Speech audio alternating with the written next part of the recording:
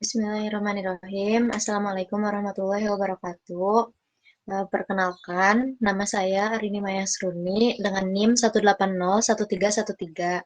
Hari ini saya akan mempresentasikan materi pengelolaan perubahan pada bab 13 di pertemuan ke-13 ini pada mata kuliah Budaya Organisasi.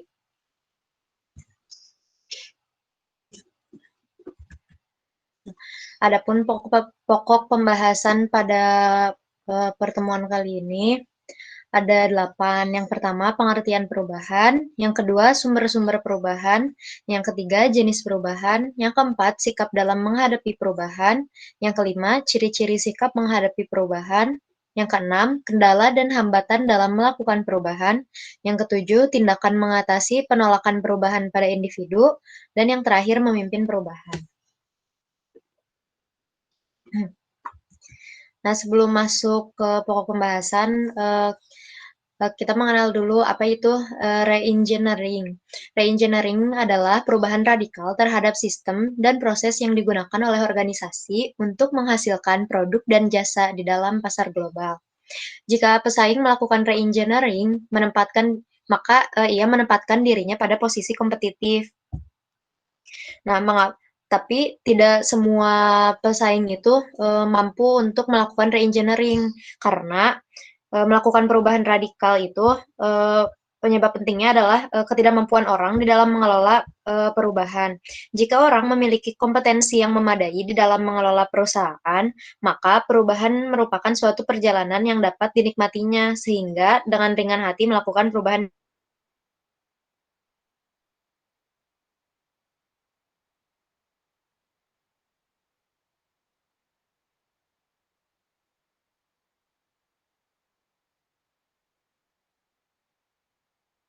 menjadi pesat, radikal, serentak, dan pervasif. Ketika terjadinya perubahan, personel perusahaan dalam memimpin perubahan yang sejalan dengan perubahan yang terjadi dalam lingkungan bisnis. Nah, personel itu perlu mengenali karakteristik perubahan di era globalisasi dan era informasi untuk membangkitkan tentang pentingnya kompetensi untuk mengelola perubahan. Setelah rasa keterdesakan muncul, perlu melakukan eksplorasi ke dalam kompetensi yang baru, yaitu manajemen perubahan. Pertimbangannya itu ada 3 hal. Adalah perubahan lingkungan bisnis menuntut kemampuan personel perubahan untuk menggeser mindset, menyesuaikan struktur sistem pengendalian manajemen, mengubah berbagai sistem yang digunakan untuk melaksanakan proses pengendalian manajemen, dan menyesuaikan managerial skill yang diperlukan untuk menjalankan sistem pengendalian manajemen. Lalu yang kedua, ada yang terjadi perubahan atas perubahan itu sendiri. Jadi maksudnya, perubahan yang telah mengalami perubahan tersebut memerlukan kompetensi personel dalam mengelola perubahan. Lalu yang ketiga, ada ketidakmampuan personel dalam mengelola perubahan. Banyak sekali kesempatan yang terbuka bagi perusahaan hilang begitu saja, karena mereka tidak mampu berubah menyesuaikan diri dengan perubahan yang terjadi.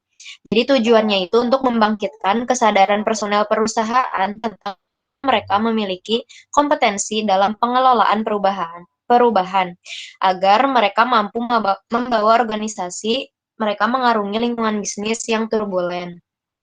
Nah, masuk ke materi yang pertama itu pengertian perubahan. Perubahan adalah membuat sesuatu menjadi berbeda. Pergeseran dari keadaan suatu organisasi sekarang menuju pada keadaan yang diinginkan di masa depan.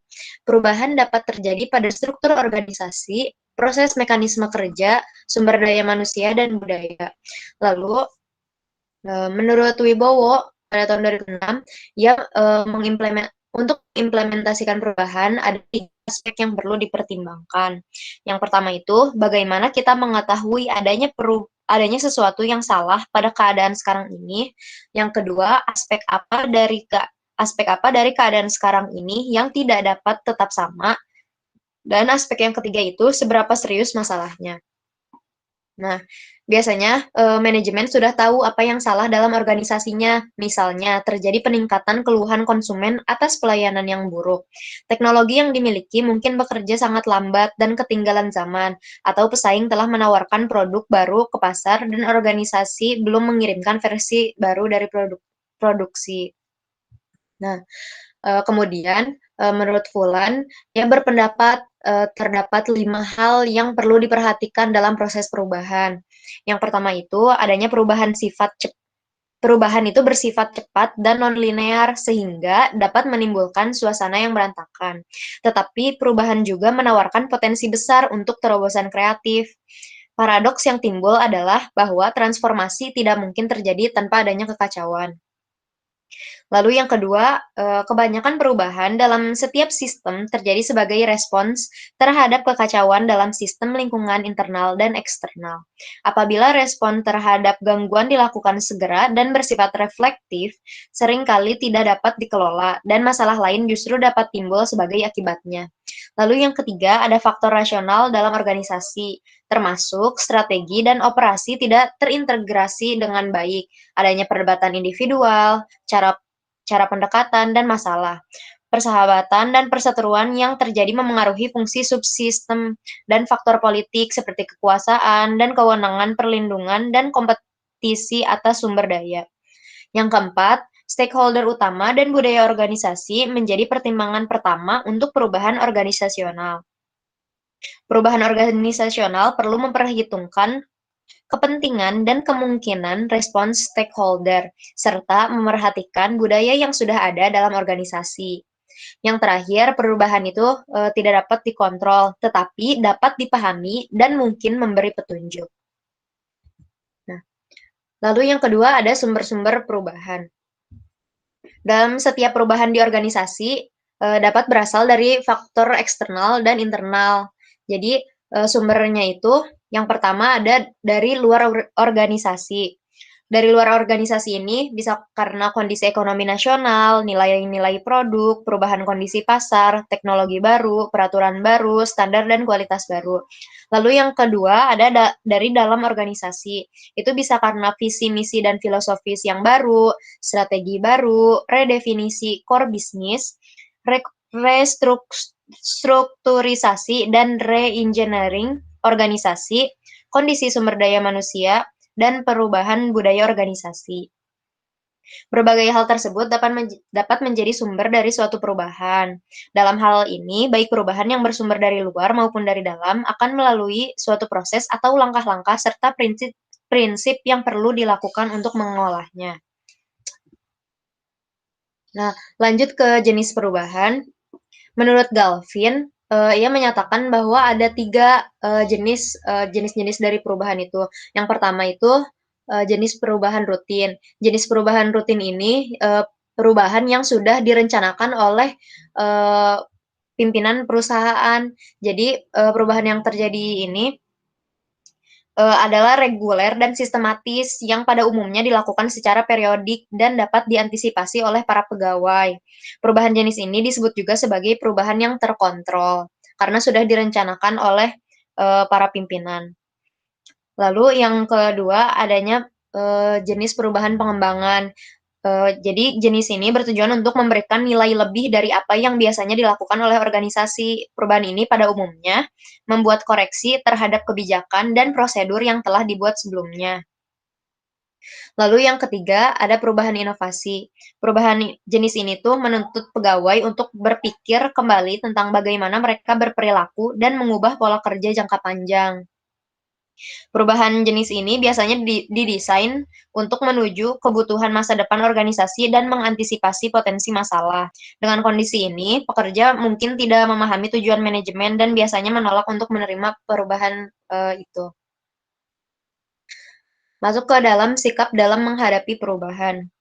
Jadi dalam setiap perubahan pasti akan menimbulkan sikap dan reaksi tertentu dari setiap individu. Sikap maupun reaksi yang ditampilkan tersebut akan memengaruhi proses dari perubahan. Sikap dan reaksi terbagi menjadi dua. Yang pertama ada yang efektif dan yang kedua itu tidak efektif. Ciri-ciri dari kedua sikap tersebut antara lain adalah sebagai berikut. Yang pertama, sikap efektif dalam menghadapi perubahan. Itu ada memberikan bantuan atau dukungan, meningkatkan kooperasi atau kerjasama, menerangkan situasi, kondisi, dan proses perubahan, memunculkan masalah penolakan ke permukaan untuk dibahas, menanggapi penolakan secara serius. Lalu untuk sikap yang tidak efektif dalam menghadapi perubahan itu, ada mempertahankan diri, memberikan nasihat yang tidak perlu, membujuk dan memengaruhi orang lain supaya menolak, dan tidak menyetujui dan menolak perubahan secara terbuka. Nah, di samping itu, menurut Illes dan White, ia membagi sikap sikap individu ini ke dalam 4 kategori. Yang pertama ada logika rasional, yang kedua kontrol negatif, yang ketiga fokus terhadap manusia, dan yang terakhir positif dan kreatif. Lalu ada bagannya di sini, bagan kiri atas itu analisis dan evaluasi, itu logika dan rasional. Yang kiri bawah itu menolak dan bertahan, yang kanan bawah itu menerima dan membantu orang lain, dan yang kanan yang atas itu eksplorasi dan penemuan. Ini adalah ciri-ciri sikap sikap individu dalam menghadapi perubahan menurut Illes dan White. Yang pertama itu ada yang logika rasional. Kalau yang logika rasional ini kan otak kiri yang berjalan dan mengandalkan intelektual. Biasanya kalau yang logika rasional ini tidak emosional, terfokus pada logika, tertarik pada fakta dan implementasi, terfokus pada analisis peristiwa dan implikasinya, cenderung untuk mengevaluasi dan mencari jawaban atau alasan. Lalu untuk yang kontrol negatif itu menggunakan otak kiri dan lebih mengandalkan emosional. Biasanya ketika menghadapi perubahan itu sikapnya emosional, berpikir dan bersikap negatif, orientasi pada diri sendiri, ingin tetap pada kondisi lama, menolak adanya perubahan, melawan organisasi dan lingkungan, melawan dengan cara yang logis maupun tidak logis. Lalu yang ketiga, fokus terhadap manusia, itu menggunakan otak kanan dan mengandalkan emosional. Itu biasanya cara menghadapinya dengan menjajaki pengalaman perubahan, lebih bereaksi emosional daripada intelektual, tidak terfokus pada diri sendiri tetapi lebih pada orang lain yang terpengaruh perubahan. Kebutuhan emosionalnya terpenuhi dengan cara bertukar pengalaman dengan orang lain. Lalu yang terakhir memperoleh dan memberikan dukungan bagi mereka yang terpengaruh atau terkena akibat adanya perubahan. Nah, yang terakhir yaitu positif dan kreatif. Itu mengandalkan otak kanan dan intelektual. Biasanya mereka menyikapinya dengan menikmati adanya perubahan, berani mengambil resiko, ingin berperan pada perubahan dan masa yang akan datang, cenderung untuk tidak terlibat secara emosional terhadap konsekuensi dari perubahan tersebut, baik pada diri sendiri maupun orang lain. Lebih terfokus pada dinamika perubahan, memiliki banyak ide dan pertanyaan, melakukan penjajakan mengenai kemungkinan konsekuensi dari perubahan. Nah, lalu adanya kendala dan hambatan dalam melakukan perubahan. Nah, kalau kendala dan hambatan yang terdapat di organisasi dalam melaksanakan program perubahan akan dapat memengaruhi proses dan hasil suatu perubahan. Kendala dan hambatan tersebut dapat menjadi sumber penolakan individu dalam menghadapi perubahan. Hal ini antara lain berhubungan dengan yang pertama, adanya sistem dan proses perubahan. Nah, sistem dan proses perubahan ini pada umumnya dipengaruhi oleh tujuan organisasi, baik yang jangka pendek maupun jangka panjang, sehingga penolakan terhadap perubahan dapat dikarenakan yang pertama, perubahan yang diusulkan tidak menunjukkan adanya kemajuan, yang kedua, tidak adanya kejelasan arah perubahan, yang ketiga, perbedaan persepsi tentang kebutuhan untuk berubah. Nah, kemudian sumber daya manusia. Sumber daya manusia ini sangat berpengaruh pada efektivitas suatu perubahan. Hal ini antara lain karena sikap penolakan atau oposisi dari sumber daya manusia yang terlibat. Yang kedua, pelaku perubahan yang kurang andal. Yang ketiga, keterbatasan sumber daya manusia. Dan yang keempat, pemahaman yang kurang tepat. Lalu yang ketiga, ada sistem manajemen dan iklim organisasi. Sistem dan lingkungan organisasi ini dapat berhubungan dengan iklim dan budaya organisasi, struktur, proses, dan sistem organisasi, kurang adanya keyakinan dan kepercayaan pada manajemen, kurang adanya model perilaku, dan faktor sejarah yang kurang mendukung. Lalu yang terakhir ada prosedur perubahan. Prosedur perubahan ini mengaruhi karena tidak atau kurang adanya partisipasi, tidak atau kurang atau salahnya informasi, waktu yang salah, atau proses yang terlalu cepat. Dari sumber-sumber penolakan tersebut, tampak bahwa faktor individu adalah yang paling banyak menjadi sumber penolakan dalam suatu perubahan dalam, organisasi. Nah, tindakan untuk mengatasi penolakan perubahan pada individu itu, menurut Galpin ada tiga tiga tahapan. Tiga tiga penolakan itu, yang pertama karena tidak mengetahui, yang kedua, tidak dapat atau tidak mampu, dan yang ketiga itu tidak mau. Jadi, menurut Galpin ini, tingkatan resistensi pertama adalah yang berhubungan dengan pengetahuan, yaitu yang paling bawah, yang tidak mengetahui. Dalam hal ini, pengetahuan dapat diberikan melalui informasi mengenai proses perubahan. Informasi tersebut harus berdasarkan atas keinginan tahu pihak manajemen dan pegawai.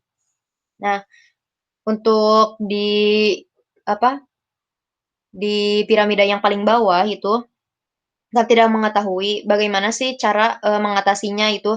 Yang pertama dengan mengkomunikasikan, apa yang terjadi, mengapa mengapa dapat terjadi, bagaimana cara mengatasinya, lalu, siapa siapa saja yang, orang-orang yang terkait dan sebagainya.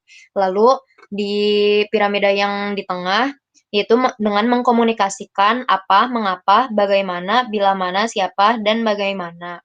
Lalu untuk, piramida yang paling atas, yang tidak mau itu dengan kita, menanggulanginya dengan menetapkan tujuan, melakukan pengukuran, pembinaan, dan umpan balik, memberikan penghargaan atau hukuman.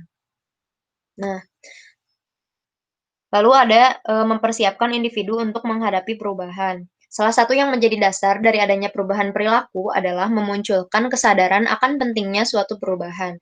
Terdapat kiat-kiat dan, pendekatan yang dapat digunakan untuk mempersiapkan individu dalam menghadapi perubahan di organisasi. Itu ada banyak ya, saya coba rangkum ya. Yang pertama itu dengan, memberi informasi, sosialisasi, dan meyakinkan. Jadi untuk mempersiapkan individu menghadapi perubahan itu dengan mendorong seseorang untuk mempelajari proses perubahan tersebut dan merangsang seseorang untuk mengetahui kenyataan yang ada. Yang kedua, memberi inspirasi, yaitu memberi inspirasi dengan cara memberi tanggung jawab individu untuk berperan serta dalam perubahan. Jadi, tidak hanya, mengalami saja, tapi juga dia diberi peran dalam, melakukan perubahan itu. Lalu yang ketiga ada mengarahkan. Dalam hal ini diupayakan untuk dapat, menjaga hasil kinerja supaya tetap supaya tetap merupakan tujuan utama dari perubahan perilaku maupun keterampilan. Yang keempat, pendekatan individual. Dengan cara mendengarkan secara cermat apa yang dikatakan oleh individu dan mempercayainya serta tetap menjaga dan menjalin hubungan dengan semua orang pada semua tingkatan di organisasi. Yang kelima, memberikan dukungan. Itu memberikan informasi maupun dukungan yang diperlukan untuk dapat menghasilkan kinerja yang diinginkan.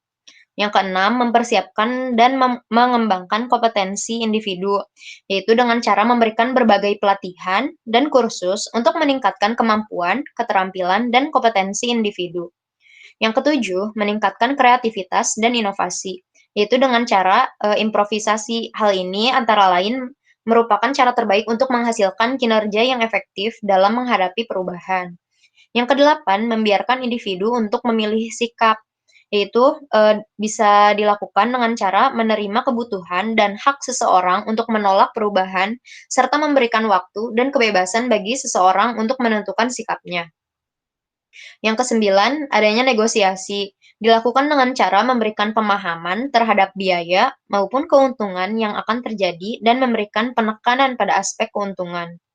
Yang kesepuluh, pendekatan atau orientasi tim.